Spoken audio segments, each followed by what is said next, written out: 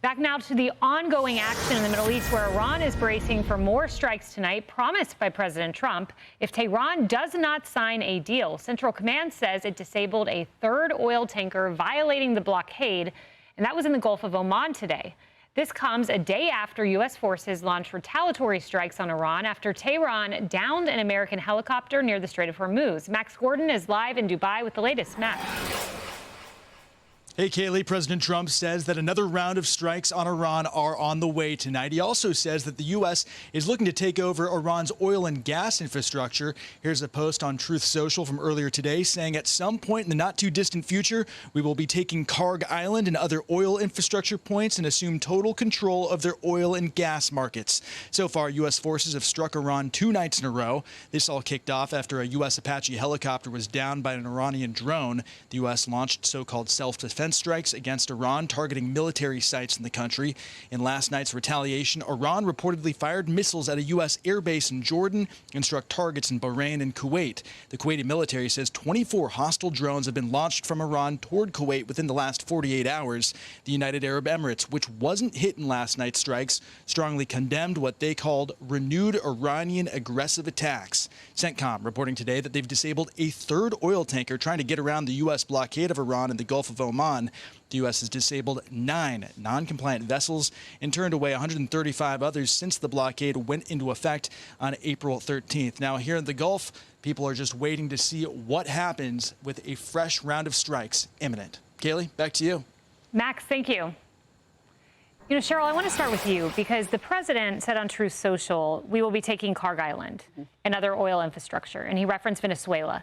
That is a huge deal. Kharg Island is the Achilles heel of Iran. The oil goes through there. It would be devastating for Iran should that transpire. 90%. And that's why the editorial board at the Wall Street Journal wrote this morning that Trump needs a new Iran strategy. I think we've learned more about that strategy this morning, in particular when the president called in to Fox and Friends. A couple of things about Kharg Island. Right now, if you look at a live map of the tanks that are on Kharg Island, they're at 77% capacity. Once they hit 85%, they're shut down. That's when the erosion begins. Once any oil or gas facility starts to erode and has damage, it can be offline for a long time. I mean, if we take over Kharg Island, what I would like to see is a temporary takeover of Kharg Island.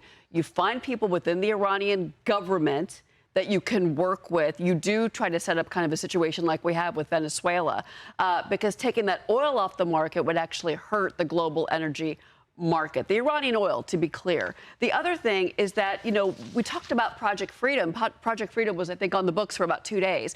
That is where you have U.S. military ships like the Apache helicopter overseeing tanker traffic. That's another issue. I think that you have I think the goal, in my mind, I'm hoping, and the energy market hopes this, the goal is that we have some type of situation that looks like Project Freedom. Maybe you're not calling it that. Admiral Brad Cooper has talked about that at CENTCOM. He's got a plan for how the U.S. military can be in partnership with our allies in Europe to where you have the Strait open. All of this is about getting the Strait open.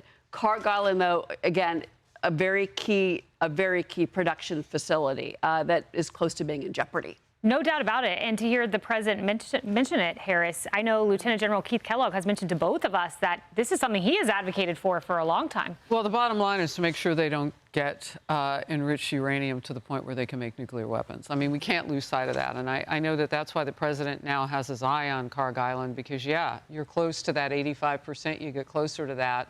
But if you take it over, what you do get to see, because we're in there, and Colonel Jernigan and I were talking about this last hour, you're in their atmosphere now. You're firing on them. You also can take reconnaissance while you're in those planes. Like our military can do a whole lot at one time.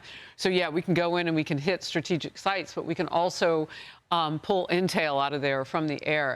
And so then would you see movement, a defensive movement toward Kharg Island? That gives you more fresh targets. Look, we're fighting an enemy. Let's not be fake about it. That's what's happening. And so you fight to win. If you tell them you're going to get Kharg Island, they start to move toward Kharg Island. Now you got them. So, I mean, I think strategically in a military way in that sense, we don't want their oil wells to be shut in. That doesn't benefit anybody. But I think that finding good actors or reasonable actors in the IRGC, if we could do that, we'd have a ceasefire deal right now. Obviously, that's not possible. And if you give them too much of an out and say, well, you know, we'll carve out this one area for you can't do any carving. It's all or nothing, and you can't have a nuclear weapon. Yeah, and to that end, there are two options, right? A deal where you get the nuclear dust, or you go in and seize it. And now we've had 2 nights of U.S. engaging in action against Iran. It seems like the deal route and the ceasefire route is quickly crumbling. Yeah, and one of President Trump's strengths is that he is a good faith negotiator. The problem is that Iran is not. And I think it's pretty clear here, and I think that President Trump is also sort of communicating this, is that Iran only went into these ceasefire negotiations with the hope of delaying in every single way possible. The best case scenario for Iran at this point is exactly what's been happening, which is to keep the United States involved in a sort of constant drip, drip, drip of conflict here and there. Not enough to get President Trump to send back the B-2 bombers, but just enough to get us constantly engaged without really committing to full force obliteration. And the reason that they're doing that is because they hope to run out the clock, and that if they run out the clock, the political pressure at home will be enough for President Trump to cut his losses and go home, but on their terms, not on his. And so it does seem to me that we need to get out of this middle zone. We have to commit one way or the other.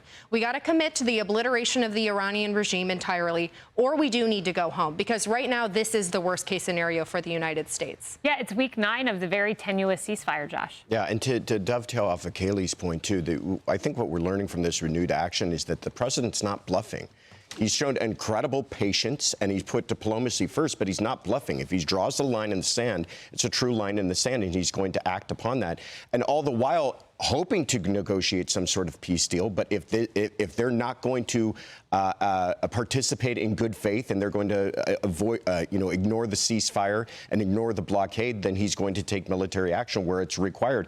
And he's done this, I think, also while constantly being mindful of the Iranian people, and that he has constantly said that his intent is not to decimate that country entirely for the Iranian people, but he is going to take action against those leaders there if they're simply not going to participate in negotiation. Yeah, and you're right. He's drawn a line. And the one thing I know he will not do is an Obama-era type deal. So that is something that he will not accept. So we will follow it.